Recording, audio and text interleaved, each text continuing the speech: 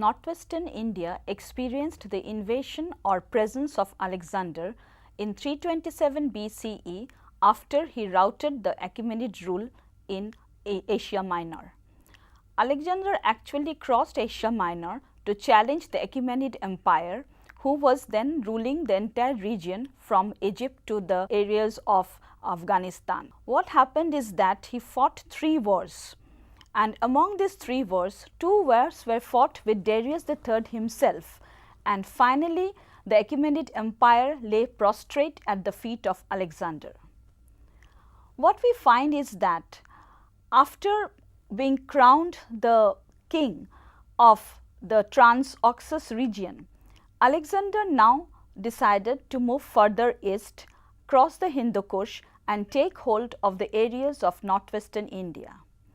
We learn about his eastern campaigns from the historians of Alexander who accompanied him, and they are Justin, Plutarch and Orion. What we find in their writings is that they are talking about the northwest India, where they have seen a number of rulers, but we do not have a single ruler like that of Magadha in the Ganga valley during the penetration of the Greek rule in the northwestern part of India.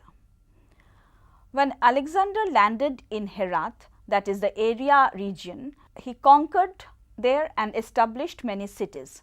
This was the common trend with Alexander, that he was known as the founder of many cities. So, after conquering Herat, Alexander moved into the region of the Helmand Basin together with his troops and came to the area of Kabul Begram region. There he established another city which was known as Alexandria of the east. In Alexandria, he decided to settle garrison, and this was then ruled by his general Philip. So, there were Greek and Macedonian settlers in this region. He moved further east and came to the region of Arachosia, which is the present Kandahar region, and in Arachosia also he founded another city.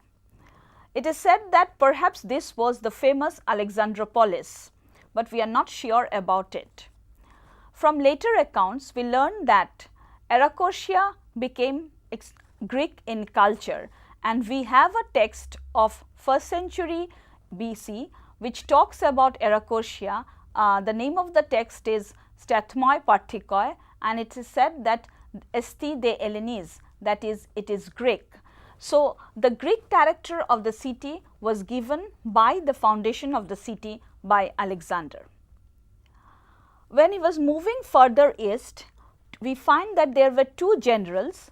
One was known as Copheus and the other was Asageti, and these generals submitted to him without any problem.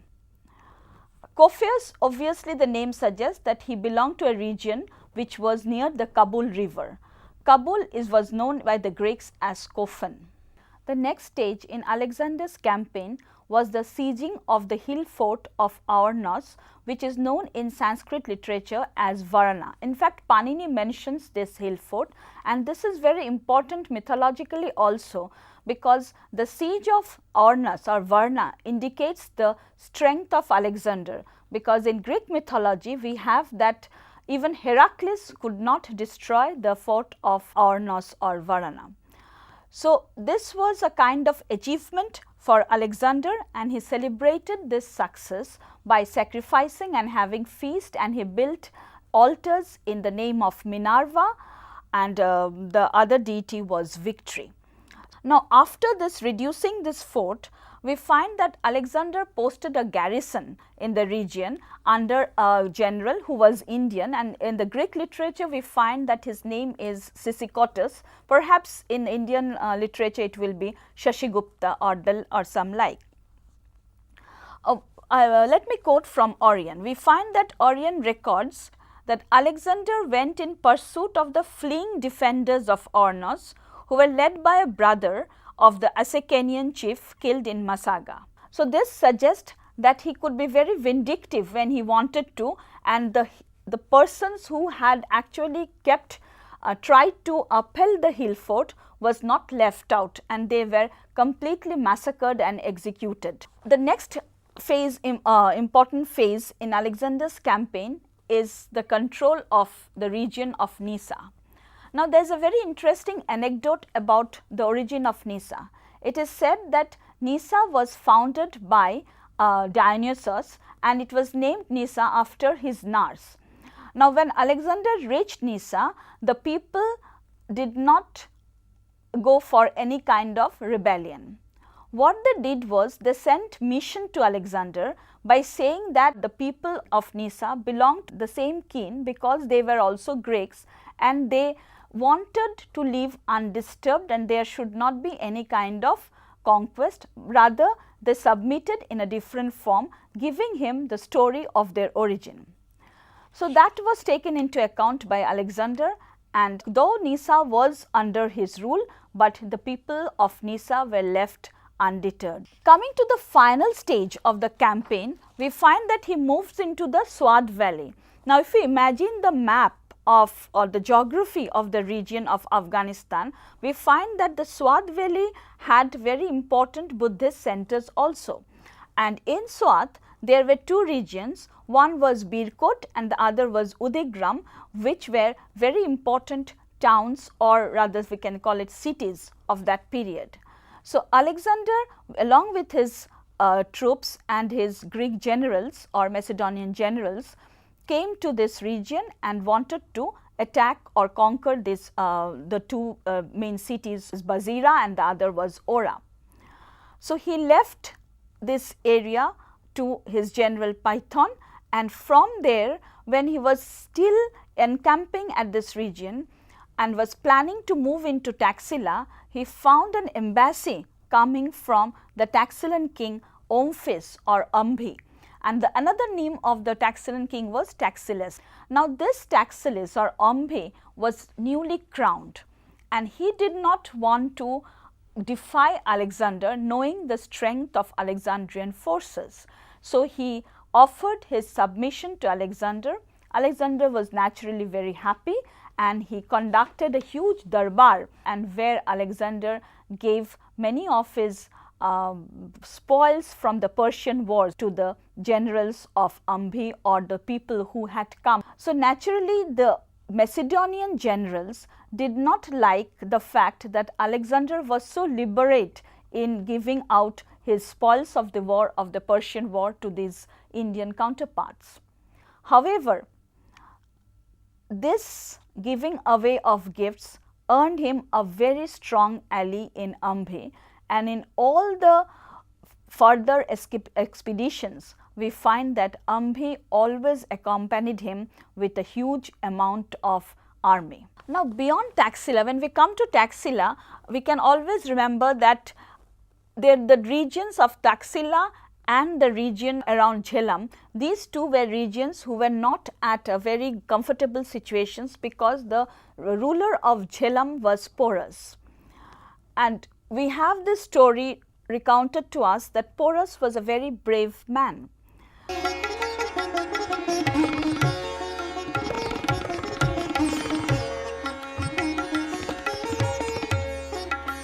Alexander made all kinds of preparations to cross the Jhelum. So, he were settled, he was encamping on the banks of the Jhelum and was planning how to cross the river, because on the other side of the Jhelum, Porus was standing with his huge army. So, now let us see what the Greeks tell us about the number of the armies, or about the contingent which Porus had.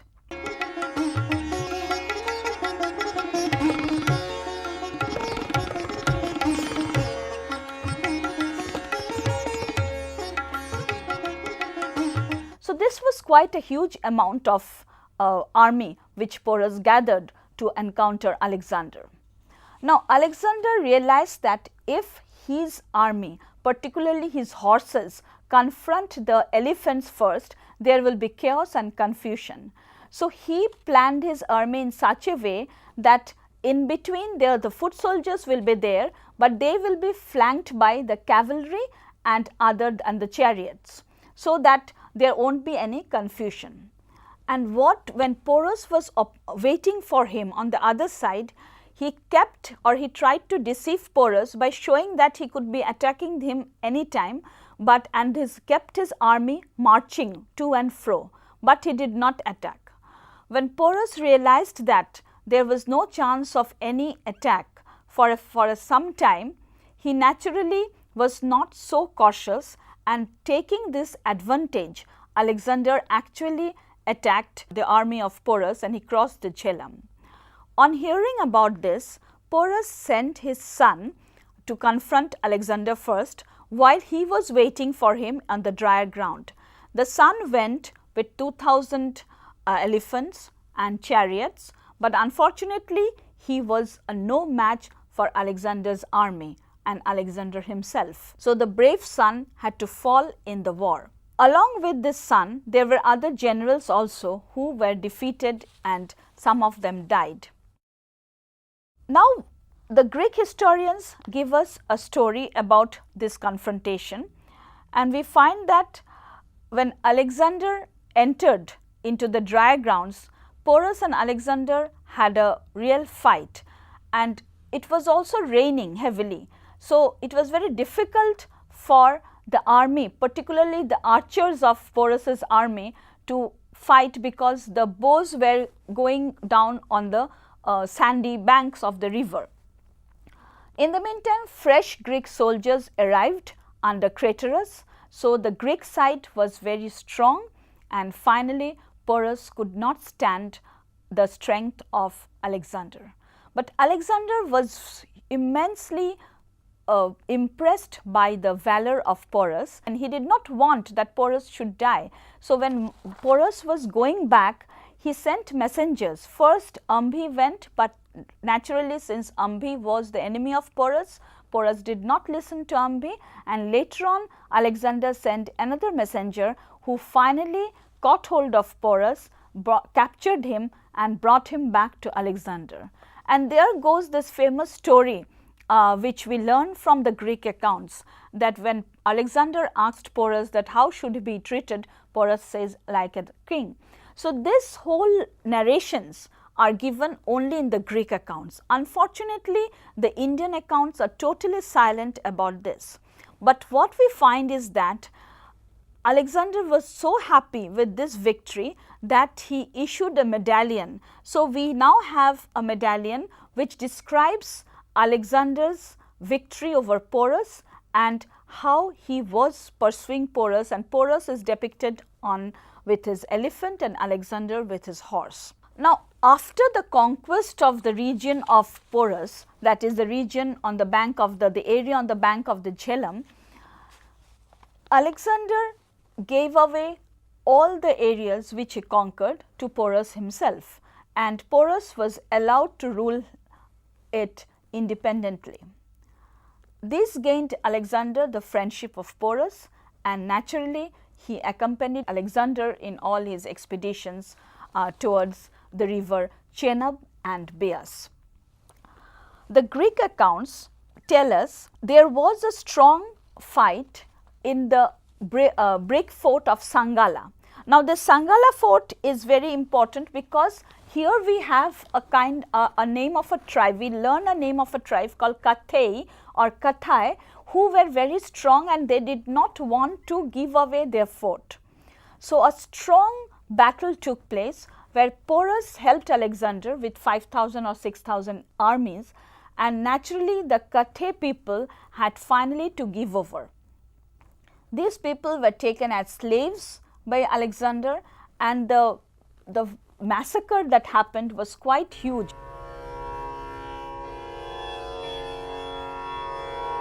So, this was a huge amount, and these captured people were taken as slaves by Alexander, and later on we know that these slaves were transshipped to Macedonia or to Greece.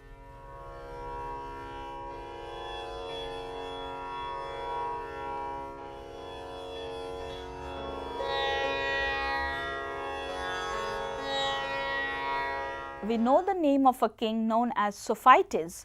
The Indian term would be Shobhuti, who actually submitted to Alexander after all these happenings. Shobhati is very important for us because later on we find that he actually struck a coin. This coin was actually struck following the Alexandrian medallions or Alexandria's coin issues. Now, after defeating the region, the people around the river Beas and Chenab, Alexander was keen on moving towards the Ganga valley. He had, while he was encamping in the river Beas, he had heard about the great Magadhan emperor who was ruling over a vast region. And this was obviously the Nanda dynasty. The Greek accounts talk about the ruler whose name was Agrams in some or Xandrems in other. But he was of course the Nanda rulers at that time who were in charge of Magadha, and Alexander was very much willing to move further east. Unfortunately, his army men, his compatriots did not agree to this. They were all very tired and they did not want to move further. As it is, many of their fellow men were killed and they now wanted to go back. So, Alexander realized this and there were celebrations. As I mentioned earlier, the altars were created, 12 altars were erected, and then he prepared for his return journey without going into further east. We do not know what would have been the result if Alexander had finally come to the east, because if we go by the Greek accounts again, we find that the ruler of the east, that is the Nanda dynasty, and particularly during Alexander's period the ruler was Dhanananda, he had also a very huge army. So, that episode is not very clear that what would have happened if Alexander had actually come to the Ganga valley. When Alexander was preparing to return, that is we call it the return march, what he did was that he divided the region into his Macedonian generals and the rulers, the Indian rulers like Porus, Ambhi, and there were Ambastonites, Ambashta was another group. So, there were some other rulers also. They were allowed to keep their provinces with them, and the other regions where the Macedonian rulers were ruling, or there were Macedonian governors, these were being supported or helped by the Indian compatriots. So, this was the general arrangement which Alexander made, and then he started on his return march.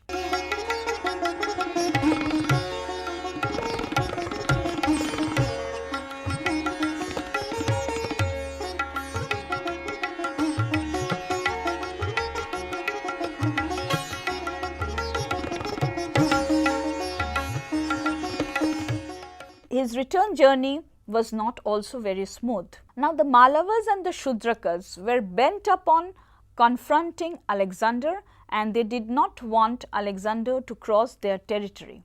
Alexander planned to defeat or attack the Sepoys or the Shibis first, who were also ally of these groups.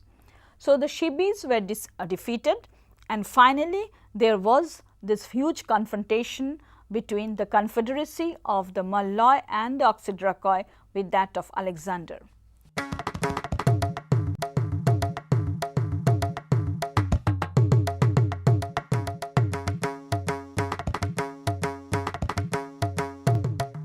So, the non-monarchical groups which were very strong and which were having small pockets of their own in the territories along the Chenab, along the Ravi, were completely routed by Alexander. After that, Alexander approached Sindh. In Sindh, there was a ruler, Musicanus or Mushicanus, we are not very sure about it.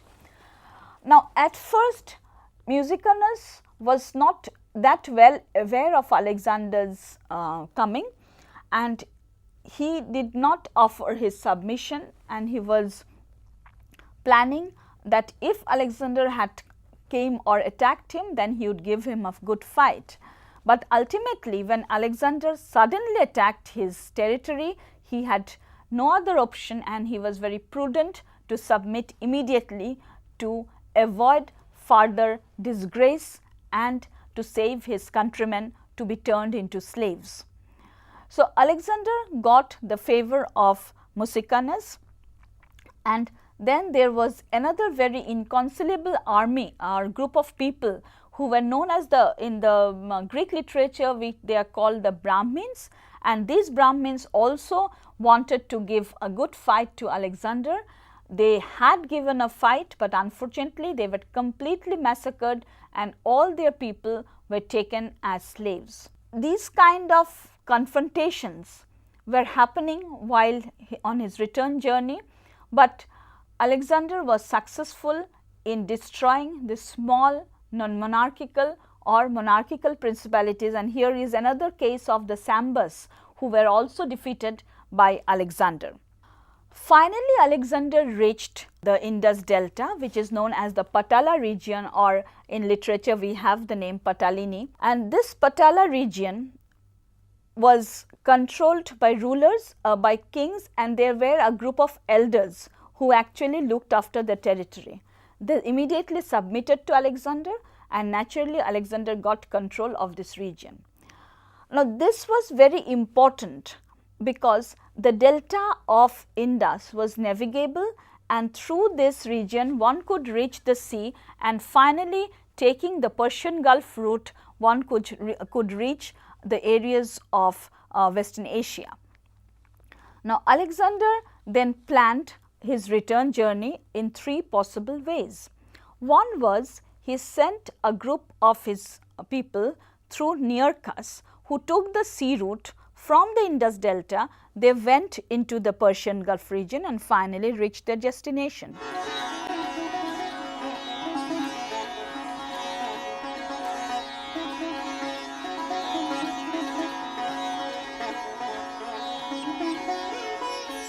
But this was not a very wise decision for him, because this entire stretch was very tiring and it was arduous.